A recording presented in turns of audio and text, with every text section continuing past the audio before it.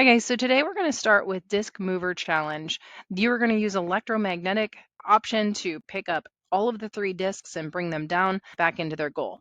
Now, this is a pretty easy project, but I'm going to make it a little more difficult because I want you to know how to do your exam. The exam is going to, or this project is going to be pretty easy, so making it a little harder makes the exam a lot easier.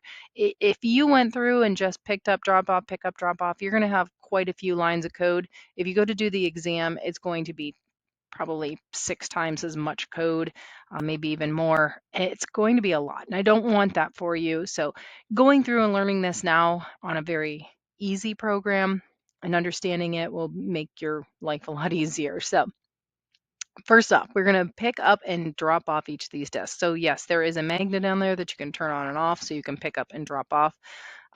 There are 3 things we're going to do. One is a repeat block.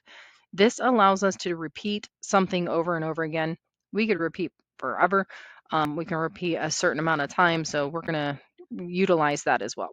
Second, you're going to create a variable. This is what a variable looks like. The cool thing about variables, it allows us to do math. We can set up a number. In our case, we'll have 800. We're going to set that to 800, and then we can change it or add to it or subtract to it by a certain amount. So we actually change that variable if you want it to be less or more. And then the third thing we're going to do is use and make a block. So this is almost like a when started command. It allows us to have options, and you can do multiple programs and just reuse those. I'll tell you now, in my exam, you can reuse it and just change left to right and right to left, and things kind of come naturally. So it's a really nice option for you. So to start off, we're going to go to Disk Mover. And our drivetrain, everything is already set up for our robot, so we don't need to worry about that. But we are going to go down to the switch and scroll up just a little bit, and you can see it says make a variable. You can also make a block. So first thing we're going to do is make a block. We're going to call it pickup, drop off. All right, so I hit OK. And now we have another when started, more or less. We can then make this go to here, and I'll show you how that works. Next, we're going to make a variable.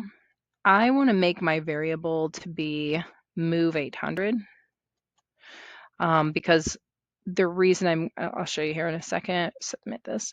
We are moving 800 because 2, 4, 6, 8, and the reason I know that is go down here. Each grid is 200 by 200. And then here's the magnet too. So when we boost and drop, if you want to do the competition, if you screenshot after you hit the share button, if I'll know because you'll have 2, if you want to be entered into the competition for candy, you're going to move all 3 discs, but it would be the fastest time. So we're going to try and see how fast you can get it to work. Faster wins, and that'll be per class. All right. So let me go ahead and put this in here, move 800, and then our pickup drop off. Actually, I'm going to put it over here because it's nice because I can just right click and duplicate, and it's almost like I have like a little key over here to use. All right, back to this. When started, I want it to go right to here. So what is going to be here? Well, first off, we're going to move 800. So I'm going to go to drivetrain. We're going to move forward 800, and we're going to see if this works. You ready? And yes, I know it's not going to work. So, all right, I hit play. Nothing happens. Okay, so I'm going to go back. The reason it didn't work is because we didn't set what our 800 is. And that's the great thing about being able to use these variables. We can set it to something. Okay. And what do I want to set it to? Obviously, 800. I set it to that, and now watch what happens. So I reset, and now it's going to move that 800. So perfect. All right. So we want the robot to move forward 800. We're going to then turn right 180. So we want it to turn completely around. And then we're going to do this again. I'm just going to duplicate it to make things easy. And let's see what happens. Goes forward, turns around, comes back. Perfect. We did nothing because there was no electromagnetic option. So let's go ahead and integrate that. So first we're going to turn it on. All right, we're going to energize our boost. When it comes back around, we're going to turn it off. Let's see if it works. Turn this on. We go up. You can see it picked it up. It dropped it off. And now it's going to turn around. Now, if I turn my magnet on right now, let's see what happens. I'm going to do a logic, and I'm going to repeat this. I'm just going to put 10 times just because I don't really care. I actually do too, because I don't feel like waiting. All right, let's restart that. Let's see what happens. All right, you can see it let it go. Oh, but did it? All right, so here's what happened is we turn it off and we turn it back on at the same place. It's going to pick it back up. So what I'll do first, I'm going to move this. Let's try it out. Let's see what happens. All right. Now Energize is going to drop it, and then you can see how it went up into the next spot. All right. Now, next step is we need to move this so it goes up to our next place. And again, each one of these is 200, so 200 and 400. So we're going to go back down to our switch block, scroll up a little bit, and we're going to change our 800 by 400. And let's try it now and see if it works. So it picks up, turns around, drops it off, turns around, it comes back up, drops another one off. And yes, it will kick them around, and that's okay. And now we would just do our third one. So easy as repeating this a third time, and let's see what happens.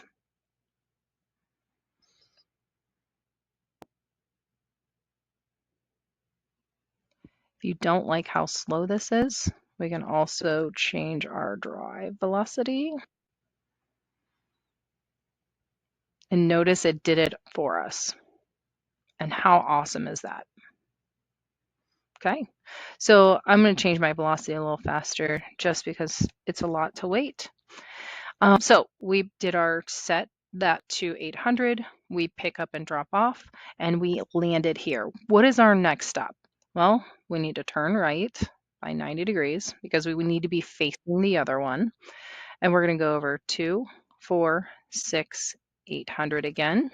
Technically, I could use that, but did we already change it? Yes, so let's see what happens.